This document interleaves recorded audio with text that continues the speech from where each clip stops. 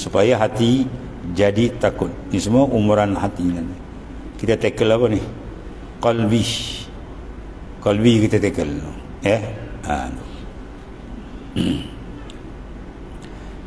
Jadi baik, semua baik. Bila dia rosak, semua rosak. Sekarang nak jaga qalbi saja. Maka di antara dia apa?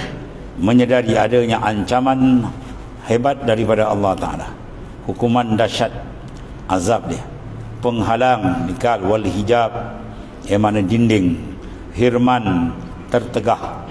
Ini semua benda-benda yang perlu diambil perhatian sungguh dengan qalbi yang betul-betul insaf. Masuk dalam qalbi kita semua nak ukub, bil ukubah, nikal, hijab, hirman, ini semua benda besar. Ini semua dipanggil benda-benda penghalang besar yang menyebabkan seorang itu tadi kalau tak berjaga, maka dia akan jadi rosak.